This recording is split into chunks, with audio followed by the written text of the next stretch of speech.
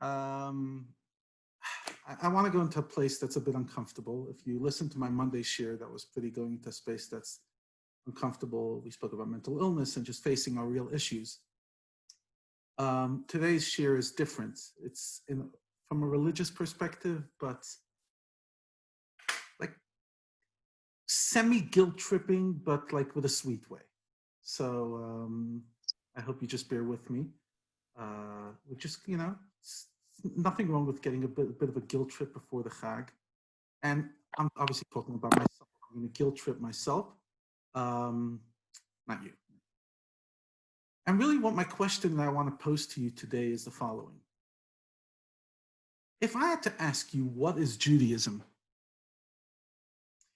You might say, based on what you like about it, you might answer the following. Judaism is mysticism. Why are you answering that? Because you consider yourself a mystical person.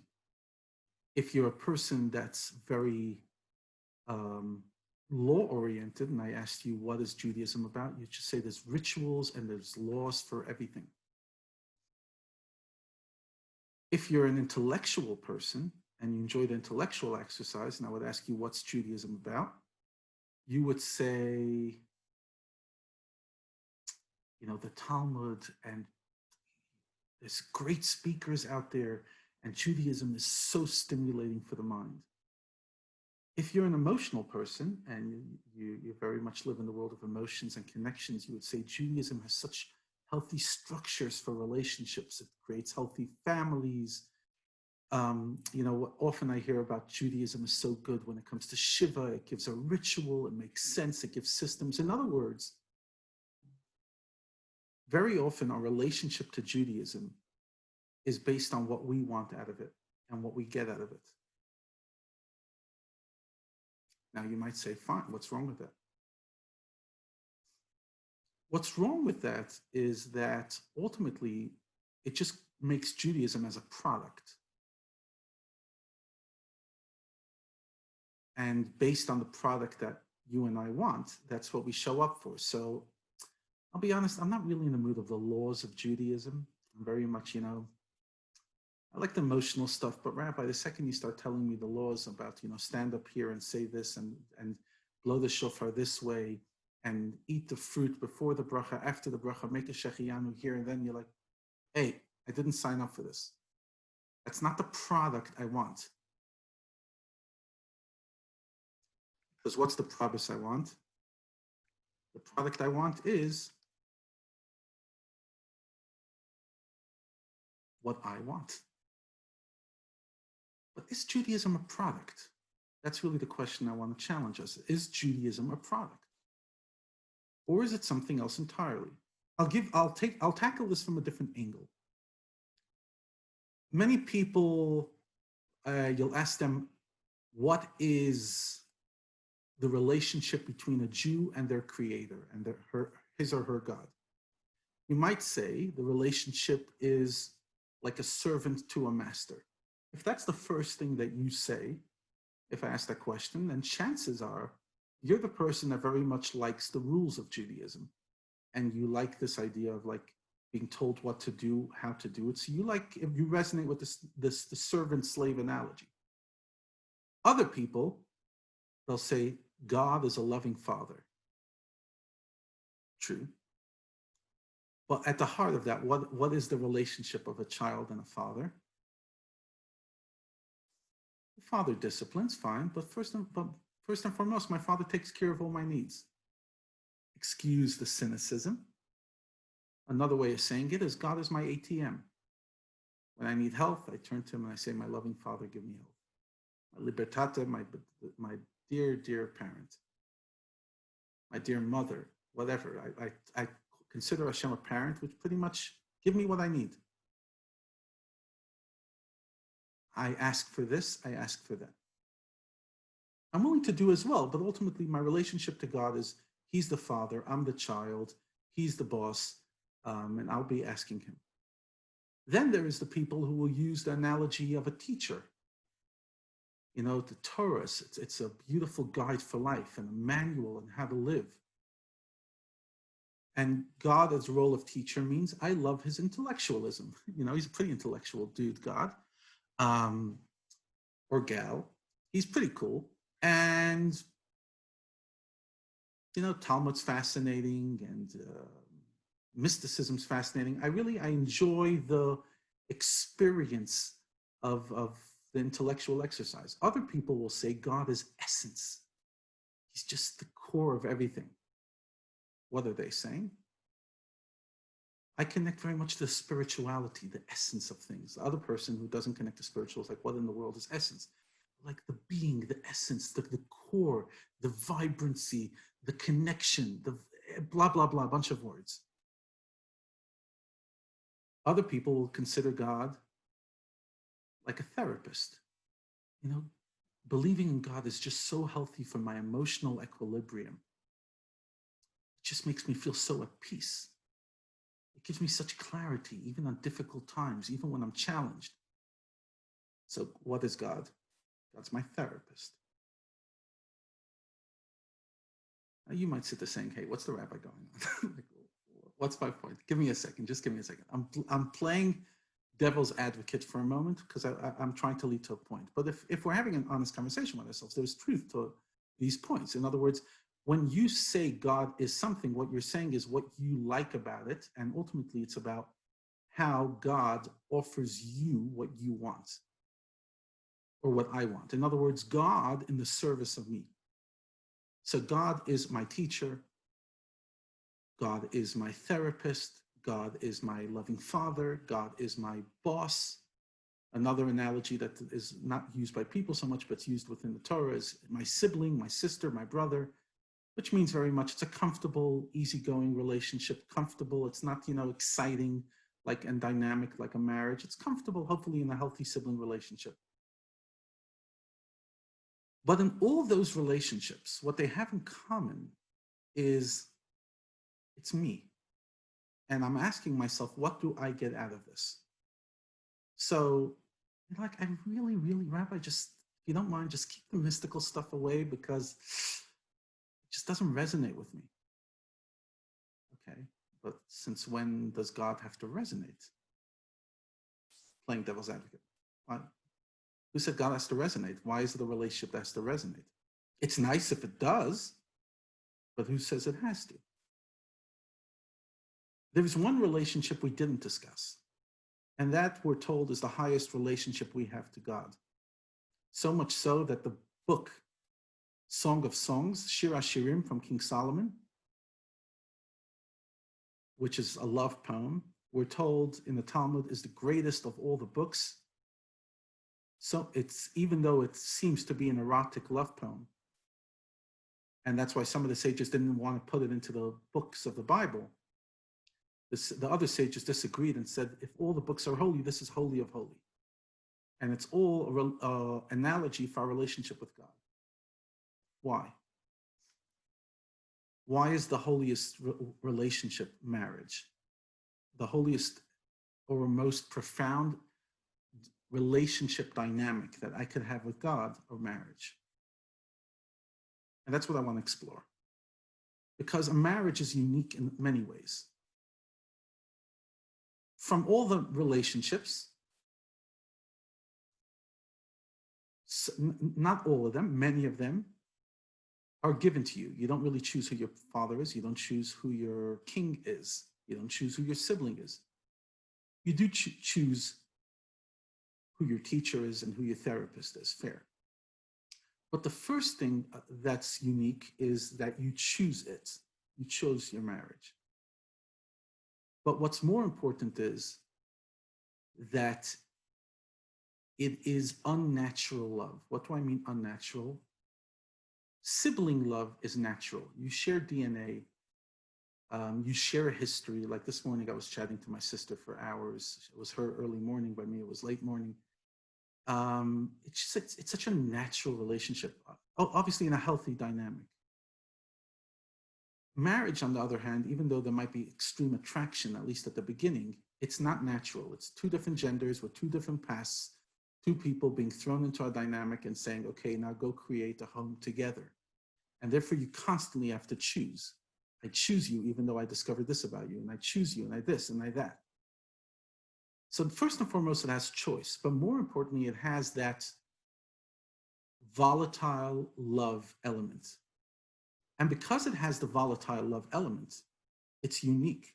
See, if I don't want to give something to my sibling, I don't. I'm not in that kind of relationship that I owe my sibling to send her flowers, even though I don't like delivering flowers. In a healthy sibling relationship, and a healthy even parenting relationship, once we're two adults, we give each other where we're comfortable. The kids will bring over their kids when they're comfortable and they're in the right zone. If the parent is healthy, they'll give themselves space from the kid, and they'll have the kids when they're in the mood, etc. In a marriage, on the other hand, they are in your space. I sent this meme to Sue earlier this week, so I'll show it to you.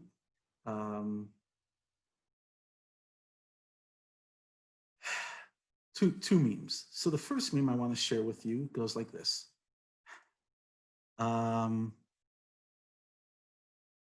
Behind every great man is the drawer I need to get into. Why are you even in the kitchen right now? Which is one example of my point. Another one is my wife just stopped and said, you weren't even listening, were you? Well, that's a pretty weird way to start a conversation. Now, these jokes only work within a marriage. The reason they only work within a marriage is because, yeah, like there's a cupboard I have to get into. So behind you, great man, like seriously, get out of the way. I have to get into the cupboard. And why are you home? So there's a lot more compromise. It pushes us. Obviously, some people are, lucky and they fit into a marriage that's just so natural and organic, and it's never a struggle. I mean, I just give him or her everything. 99% of marriages aren't like that. It's not natural. Some people are just lucky. They just happen to be exactly the same, or they happen to be so giving. For most of us, marriage is a process, and it's one of the most challenging and rewarding relationships. But what's unique about it is, like, I'm committed. I'm not committed to my therapist. I'm not committed to my teacher. I show up when I want to hear the teacher, and I zone off when I don't. You can't really do that in marriage. Yeah, you could space out them, but you're going to hurt the relationship. You're going to irritate it. Relationship that's full of love, choice, but ultimately sacrifice. Not like I'm becoming a martyr, but stepping out of my comfort zone because that's what the relationship demands. And that's the greatest relationship we have with God. It's not like a servant that there's no love and it's just like, tell me what to do. Yes, sir. Yes, sir. Yes, sir. Okay, I must put on the right sack before. Okay, absolutely. I must say Kiddush standing and holding. Thank you very much. Rabbi, what else is the halacha of the day? Oh, okay, fine. Where my yami, it has to be a big yami and it has to have 6 sections according to, okay, thank you so much. The shaitel, how long, how short? Just tell me exactly. Technical is fine, fantastic. That's a relationship of very one-sided. Marriage, on the other hand, is a much more passionate relationship. I'm not forced to do anything, unlike the servant who is. I choose it. Technically, I can leave. The servant, in theory, can't leave the king. The wife can divorce the husband. The wife can, or husband could choose to ignore each other. They could choose to have a passive-aggressive relationship. They could have a mutually distant relationship. They could choose any relationship they want. But if they want a healthy relationship, they have to sacrifice. So back to religion, back to God, rather than religion, back to God. A healthy relationship with God is not me asking only, what do I get out of it? But what do you want? I might think, as a guy, that flowers that are going to die in a few days are the dumbest gift I could ever give. Honey, I mean, I'll get you plastic flowers and they'll last for 10 years. They're not even that much more expensive. But I'm not a woman. I don't get it. But I do know that my wife likes flowers, so I buy flowers. Point is, I'm not doing it because I'm enjoying it. I'm enjoying the fact that she's enjoying it. But I'm not enjoying it. There's nothing interested in saying, Levi, how does it make you feel getting flowers? It makes me feel nothing. I don't get the point. I mean, I like pretty flowers, but like I don't see the worth of money. But it means something to her. And she might, whatever, my wife, Chaya, might find certain things about me. They're like, okay, like, well, I don't get it. Fine. But he's a guy. That's what, tickles his fancy. I'll give it to him. So the point is, in the marital relationship, I'm choosing out of love to do things I'm not comfortable with because it means something to the other person. And that is a healthy relationship that we're supposed to have with God, where I choose. No one's forcing me. It's not like I'm choosing to put on tefillin today, or I don't know, davening 3 times a day, or eating kosher because I'm scared of burning in hell. Just like I'm not buying flowers for my wife because I'm scared that, she's going to throw me to the doghouse. I mean, you could do that for that reason, but like that's a very sad reason to buy, to take care of your spouse, to have dinner ready because, otherwise he's going to blow his fuse. It's true, but it's petty. So it's the same thing with God. Like, God, I'm scared you're going to really, give me another 2020 like you gave us last year. So please, God, just, whatever you want me to do, Rashan, I'll even starve for 48 hours. I'll do whatever you want. I'll eat the fish head and I'll cry, and I'll even put, like salt in my, I'll do whatever it takes, God. Just give me a year. Just please, just, won't you be so kind? Just give me a good year. It's not a relationship. The relationship is showing up and saying, listen, God, honestly, if it was up to me and I was setting the terms of the relationship, I would throw halacha out the window. Come on, really, God, really, do you care if I used red wine or white wine, and if I filled it up, and if the challahs were this or that, and there's 2 challahs, not 1 challah, and the chicken soup was cooked on Shabbos and not cooked on Shabbos, and I made an eruv, and God, seriously, you're so technical. But you know what? That's the way you are for some reason. And that's the relationship. If I want to have a relationship with you, so you know what, God? I'll be technical for your sake, even though it doesn't resonate with me. It really doesn't. I'll be honest. I'm talking for me personally. A lot of things that I do in Judaism don't resonate. Most times I daven, it doesn't resonate. If I only daven when I was in the mood, I would be maybe a 4-day-a-year Jew, not 3 days, but 4 days. I'm not often in the mood. It's not my personality to sit there reading Hebrew words and just getting into a zone. Learning, giving a shir puts me in the zone. Davening doesn't put me into a zone easily. It's very hard. But it's not about my experience, is it? Because if it was about my experience, then I really would be a 4-day-a-year Jew. But for some reason, he wants me to put on tefillin every day and daven 3 times a day. So I'll get up and I'll mumble the words and I'll try to have a little intention. I'm not in the zone, but fine, that's what you want. And then I turn to God and I sit there saying, and do the same thing for me. You might think that challenges are good for me, but I don't want them. Do you mind just doing things the way I want it? Then I could come with a request and sit there saying, God, compromise. I know you intended my life to be lessons learned through challenges, but can't you just make my life lessons learned through abundance? Can't you just help me overcome this, this struggle? Yesterday, I was struggling with a certain thing, and I was in the car, and I was actually turning to God, and I said, God, I know you're getting a lot of nachas from my struggle in this area. I know, you really do. But do me a favor, it's getting on my nerves. Just take it away. He hasn't yet. I hope he will. But the point is, I'm coming and telling him that because I feel like that's what he asks of me, to do things, even though that's not necessarily my intention. It's not what I want, but it's what he wants. And that's where we come to God and we pray and we say, God, I know you thought that this person should be sick, but please, I'm going to say to him to cure that person. Do what I want. Sometimes he says yes, sometimes he says no. Just like I don't say yes to everything God asks from me.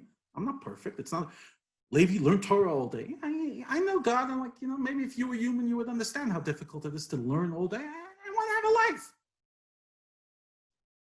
But I also say yes very often to the things he wants, as do all of us, because it's a relationship, and a relationship that is based on sacrifice out of love. not out of fear. Sacrifice out of love. You see, in other loving relationships, like with your child, you're not really, whatever, obviously you're sacrificing their inconvenience, but you're doing it for your child. It's more natural. It's easier to sacrifice for your child than for your husband. Fact. It's my girl. It's my little boy. I want to make sure they have the lunch and this and that. Your grumpy husband or wife comes home and you're like, oh gosh, I have to make this up. It's just the way it is. It's the giving. We have children, so they come from us, and it's naturally biologically ingrained with us that we want to give. Marriage, it's not biologically ingrained that we want to give. It's biologically ingrained that we want to receive.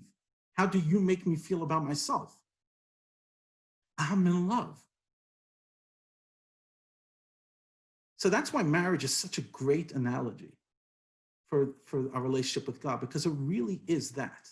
Obviously, no analogy is perfect, but from all analogies, it's the best. It's the holiest because it's so multifaceted.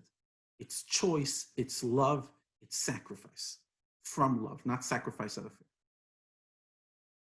So why are we going on this topic? First of all, because why not? Just why not? But that's what Rosh Hashanah is showing up.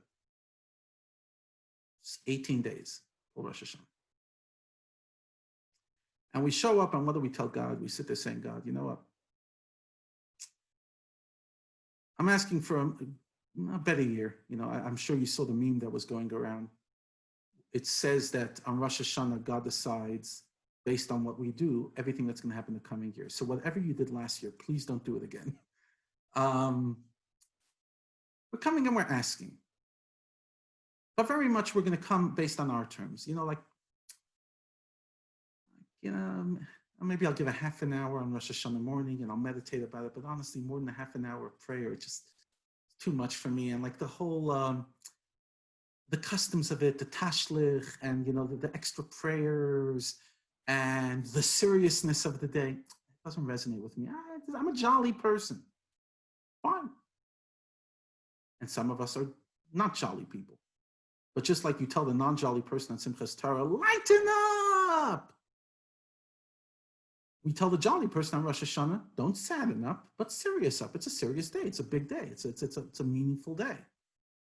The point is, it's not like, oh, this is who I am. Take me or leave me. That works the first year of marriage. At some stage, it doesn't work anymore. It's not like take me or leave me. It's like, okay, I have to change. It's not working anymore. And if I don't change, it's just going to be a very uncomfortable dynamic.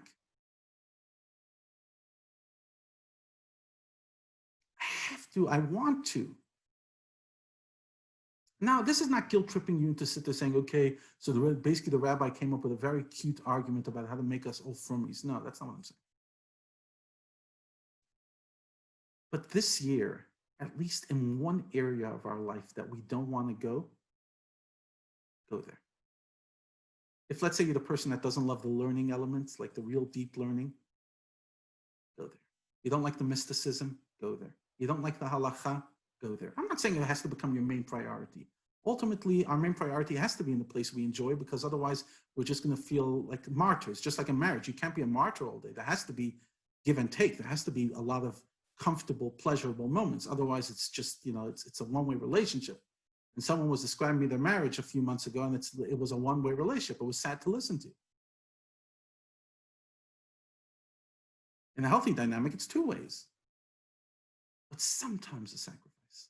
Sometimes it's just saying, you know what, God, I really, really don't want to do this. Like for me, hearing the shofar doesn't resonate.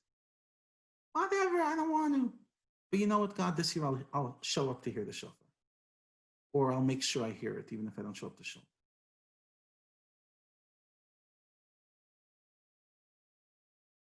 I'll do deep learning, even though I'm not that kind of person, and my head doesn't work that way, but I'll do it anyway. It's like interesting. I'm running a course tonight on Rosh Hashanah. Many of you have joined. Those who haven't, please do. And I've reached out to many people privately, and a lot of people joined, but a lot of people said the same, Rabbi, it's not my style.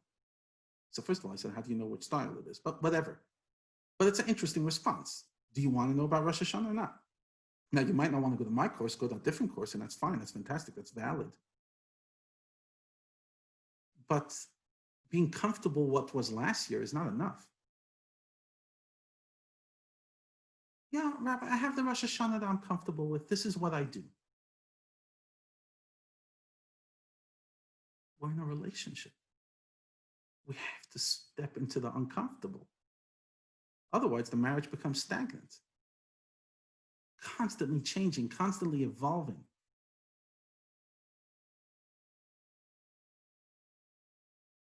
I know many of us don't like changing. I'm a bit addicted to change. It's in my personality. I get very bored with sameness. So it's very easy for me to sit there maybe preaching on change, change, change, change. But it doesn't have to be dramatic change. Incremental, but something. You just show up and say, like, every year I only do this thing. This year I'm going to do that thing. Just because it's uncomfortable. And because it means something to him for whatever reason. Not because you can get rewarded that way. Not because you're trying to get more brownie points. You could do it for that reason as well. But first and foremost, because it's a relationship. And it means something to you. And I'll do it. In many ways, it's like simple. It's quite similar to the rabbinics, because when I came into the rabbinics years ago, it was very much, okay, this is what I have to offer, and take it or leave it, but this is me. At some stage, you realize you can't be a rabbi like that. People want certain things from you. Now, you might not excel in those areas because it's not your personality, but if you're going to have that relationship with them, you're going to have to give them at least some of what they're asking for. Otherwise, it's not a relationship. So every real relationship has it. Marriage has it the most, but every real relationship has this idea, like, it only works if we I don't like the word compromise. It's not compromise. It's me putting you in front of me, prioritizing your needs for a few moments over mine because I care. And I'm doing it out of love. I'm not doing it as a martyr. I'm doing it out of love. Martyrdom doesn't go well. It always backfires. And one day he or she explodes on each other. Do you know how much I've done for you? Blah, blah, blah. Martyrdom's never great.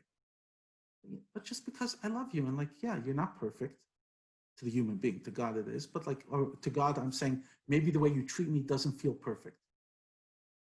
God, like, 2020 has been a very strange year. I'll be honest. It's been strange for many of us, and it's been great for some of us. And you haven't really treated me the way I thought, I would be treated. And the way even your Torah says that if I follow the commands, everything will work. It has a bit so black and white. I'd ask for the coming year, do a little more for me. And that's what I want to do more for you as well. Because I'm committed. I'm going to blow the shofar and I'm going to say, I am committed. That's what the sound of the shofar is. I'm committed to another year of going out of my comfort zone for you, God. I'm committed to work on myself, to love you and commit to you and to play the part that you want me to play in this world. Please treat me the same.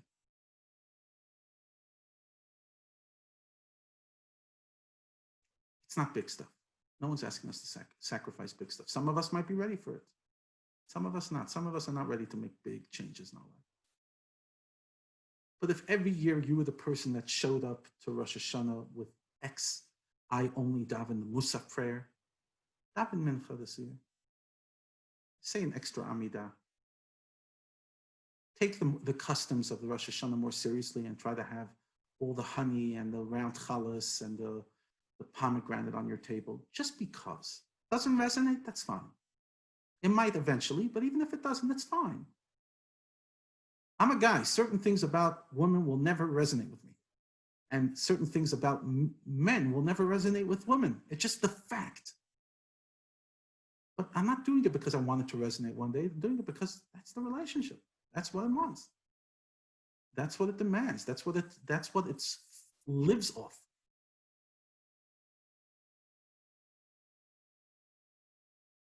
So whether you see God as your teacher, you see God as your boss, your master, your father, just add the marriage dynamic as well into it. and then bring in commitment. Not because I'm scared of help. And just like I'm not scared of my wife throwing me into the doghouse. I mean, that's a very sad relationship. If, like, and unfortunately, there are some marriages, dysfunctional, abusive marriages, where he and she are treating each other in a certain way only because they're scared of the bullets, coming, or them being pushed down the stairs. Just, friends, just show up. Show up with our hearts this year and go out of our comfort zones and ask God to do the same.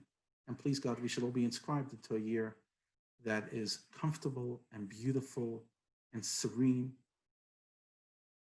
at the same time of commitment.